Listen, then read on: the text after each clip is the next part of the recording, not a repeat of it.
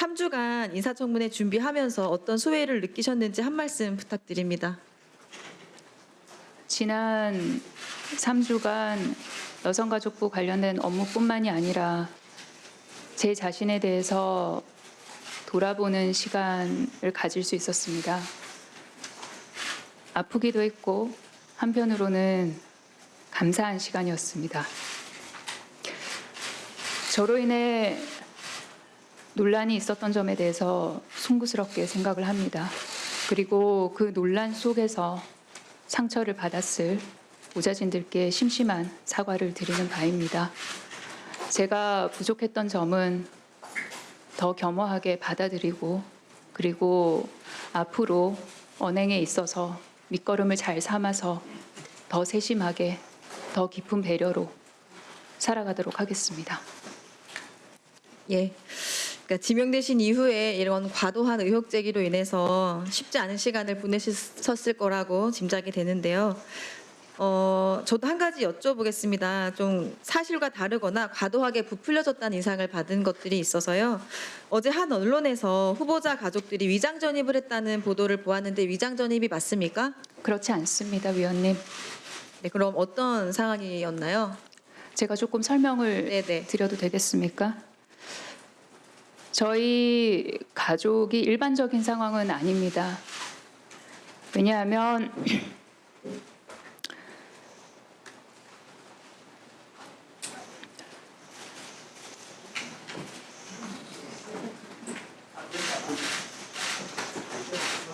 그러지 마세요. 다른 사람들에 비해서 세상을 천천히 살아가는 아이가 있습니다. 저는 원래 광화문에 가족 전체가 거주를 했었습니다. 그런데 21대 총선 이후로 저희 지역구인 강서갑으로 이사를 하게 됐습니다. 아이가 여러 번의 전환기가 있었고 격동기가 있었습니다. 광화문에서 곧바로 모두를 강서로 옮기는 것이 저희 아이에겐 굉장히 가혹한 일이었습니다. 그리고 저희 배우자 또한 광화문 근처에서 회사를 다닙니다. 그래서 아이가 기존에 유지하고 있던 친구들과 자주 만날 수 있고 본인이 익숙한 환경에서 조금씩 강서로 적응할 수 있도록 광화문 집을 그대로 유지하였습니다. 그래서 저희 아이 같은 경우에는 일주일에 며칠간은 광화문에 있고 그리고 며칠간은 강서로 있습니다. 그리고 아이가 왔다 갔다 할 때는 배우자도 마찬가지이고 그리고 아이가 혼자 있을 수 없기 때문에 저희 어머니도 마찬가지십니다. 주 거주지는 강서로 주소를 두었고요. 그리고 실거주는 왔다 갔다 하면서 하고 있습니다. 다만 저는 광화문에 거의 가지 않습니다. 그래서 주소를 적어내는 과정에서 실거주 그리고 주민등록상의 주소지 그 두 가지가 다르게 나감으로써 그런 오해가 있었다고 생각을 합니다. 예, 그 발달장애 자녀분 돌보면서 처해졌던 상황 때문에 벌어진 오해 같습니다. 저도 일하면서 제가 세 아이 엄마인데요. 저도 일하면서 가장 힘든 부분이 이렇게 아이들에게 엄마로서 내가 충분한 역할을 해주지 못하고 있다. 이런 생각이 들 때 정말 너무 힘들더라고요. 후보자께서도 이 자리에 계신 누구보다도 가족이나 뭐 자녀에 대한 미안함과 애틋함 또 고마움이 남다를 수밖에 없는 상황이라고 생각이 듭니다. 그래서 그런지 후보자께서 지명 첫날 사랑하는 국민께 내일은 나아질 거야 라는 희망을 드리고 그 희망을 정책이라는 확신으로 바꿔내겠다 이렇게 소감을 밝히셨는데 혹시 후보자께서 직접 작성하셨나요? 네, 네. 소감문도 그렇고 오늘 네. 모두 발언 말씀도 마찬가지고 제가 진심을 담아서 국민께 드리는 말씀입니다. 예, 저는 이 사랑, 또 희망, 확신 이런 단어가 마치 가족에게 말하는 진심으로 다가왔습니다. 그래서 그런 마음으로 국민들께 후보자의 가치와 철학, 또 정책이라는 확신으로 바꿔내겠다는 의지로 보였는데요. 후보자님께서 21대 국회의원으로 당선된 후에 아동, 장애인 돌봄 등 권익보호 보호와 복지 향상 위해서 다양한 노력 또 실질적인 성과를 내셨더라고요.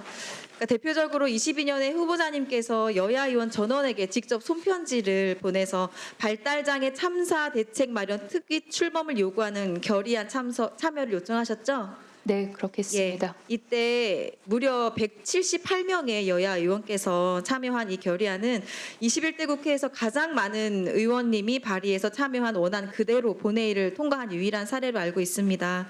결의안이 어떤 내용이었고 또 후보자께 어떤 의미였는지 직접 말씀해 주시기 당시 제가 이 발달장애인 참사 대책 결의안을 발의했을 때가 22년도였습니다. 발의 시점쯤 해서 5년 동안 발달장애인을 살해한 부모의 숫자, 그리고 본인도 삶을 등진 숫자가 언론 보도된 것만 해도 30여 건이 넘었었습니다. 발달장애인을 돌보는 것이 어렵고 힘들겠다라고 짐작되는 것보다 더 거칠고 아픕니다. 관련해서 이 돌봄은 국가가 책임을 져야 하고, 그리고 국가가 책임을 지려면 그들이 어떻게 살아가는지 알아야 합니다. 어떻게 살아가는지 아는 방법이 실태조사이고, 그래서 돌봄 국가 책임제 그리고 실태조사 등을 담은 결의안이었습니다. 당시 여야 의원님들께 손편지를 한 장 한 장 써드렸고, 그리고 그 결과로 마음을 모아주셔서 198명이라는 공동 발의 숫자를 얻어낼 수 있었고, 그리고 수정하지 않고 원안 그대로 채택되는 성과도 있었습니다. 앞으로 더 잘 살피고 그리고 관련된 일들을 면밀하게 하도록 하겠습니다. 예, 알겠습니다. 자, 다음은 우리 서범수 의원님 발언해 주시기 바랍니다. 예. 예, 서범수입니다. 우리 장관 후보자 내정을 축하드립니다. 그런데 감사합니다. 모두 발언 1페이지에 보시면 하태환 작가의 한 구절, 우리가 사랑했던 모든 것들이 결국 우리를 낙원으로 이끈다. 그런데 과연 갑질로 면직된 보좌진은 이렇게 생각할까요? 우리가 사랑했던 모든 것들이 결국 우리를 갑질로 인한 면직으로 이끈다. 뭐 이런 문구로 바뀌질 것 같습니다.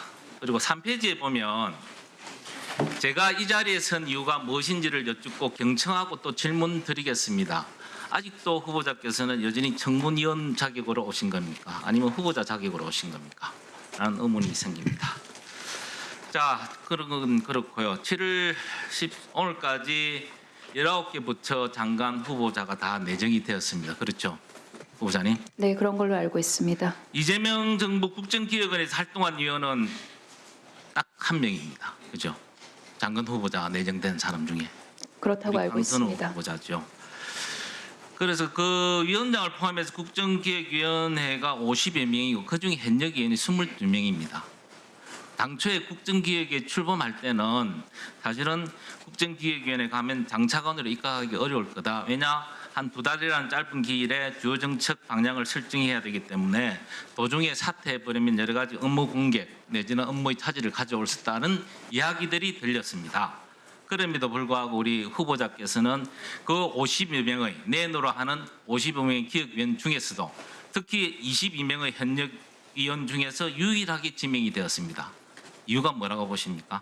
업무 능력 또는 전문 지식이 출중하셔서 그렇습니까? 아니면 인사권자의 눈에 띄는 다른 출중한 능력이 있었습니까? 사실 후보자가 여가부 장관 후보자로 내정되었을 때만 해도 민주당에서조차 아닌데라는 이야기들이 많았습니다. 그리고 많은 여성 전문가들도 우리 후보자의 여성 정책 전문성에 의문을 제기하고 있는 것을 감안해 볼 때 과연 어떻느냐, 우리 후보자님 한번 말씀을 해보시죠. 존경하는 서범수 위원님께서 지적해 주신 여성 관련 전문성이라든지 아니면 저희 당 내에서 지적해 주신 그런 뼈아픈 지적들은 제가 만약에 장관이 된다면 여러 위원님들께 더 여쭙고 더 공부하고 그리고 현장과 더 소통함으로써 부족한 부분을 최선을 다해서 보완해 나갔다는 자, 말씀을 한번 드리겠습니다. 보십시오. PT 사진 한번 보십시오. 아니요, 다음. 이거 보시면 기억나시나요? 2023년에 우리 이재명 대통령이 민주당 대표였던 시절 단식 투쟁 현장을 찾아서 후보자께서 우리 이재명 대통령 알뜰살뜰히 보살피는 사진입니다. 동그라미 안에 그 까마도 입으신 분이 누군지 아시죠? 후보자 많으시죠? 네, 맞습니다. 그래서 제가 이런저런 것을 볼 때 후보자가 여성 그리고 가족에 대한 전문 지식이나 경험을 통해서 성평등 가족부의 확대 등 해난 해결의 능력자로서 기대되어 임명되었기보다는 인사권자의 대통령의 신기 경호의 달인으로서 픽된 보훈 인사 또는 측근 인사의 전형으로 밖에 볼 수 없다. 어떻게 생각하십니까? 존경하는 서범수 위원님, 물론 그렇게 비판적인 시각으로 보시는 분들도 계실 거라고 생각을 합니다. 그리고 그렇게 보시는 시각은 충분히 자유라고 생각을 합니다. 예, 다만 알겠습니다. 예. 저 당시 상황을 조금만 설명을 드려도 되겠습니까, 아니요, 위원님? 시간이 없어서 잠시만 나중에 할게요. 게다가 최근에 갑질 의혹이 많이 발생을 하고 갑질의 대명사로 지금 두각을 나타내고 계시는데요. 갑질 의혹도 있고 거기에 대한 해명도 허위로 판명이 나고 그리고 제보 보좌관에게 2명에 대해서 고발 조치를 하겠다고 지금 입틀막을 하고 계시거든요. 다시 한번 묻겠습니다. 우리 2명의 보좌진에 대해서 법적 조치를 하실 겁니까? 한 적 없습니다, 위원님. 하겠다고 예고를 하셨거든요.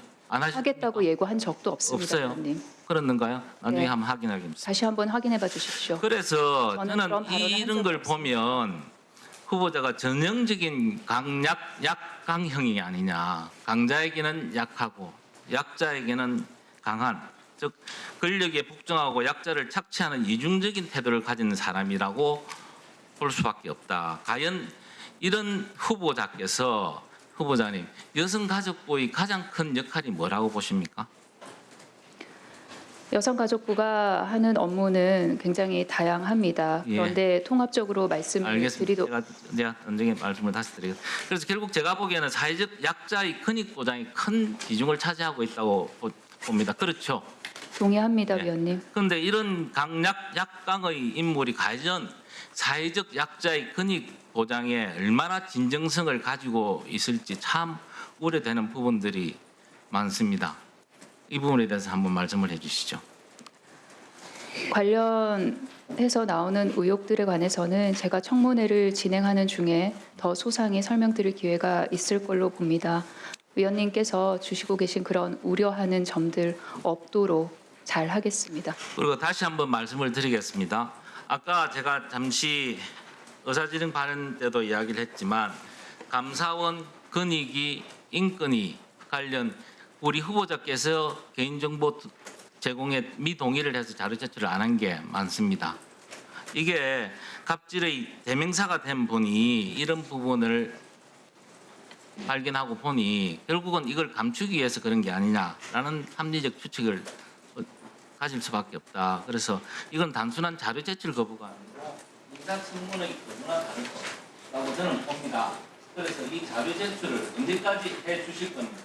그리고 이 자료 제출을 해 주셔야 인사청문회가 인사청문회다운 인사청문회가 그대로 진행이 되기 쉽습니다. 존경하는 서범수 의원님, 말씀 주셨던 그 자료 관련해서는 이미 모두 발언 이후에 저의 입장을 말씀을 올렸습니다. 다시 한번 말씀드리겠습니다. 말씀 주셨던 그 목록을 검토해서 최대한 제출하도록 노력하도록 하겠습니다.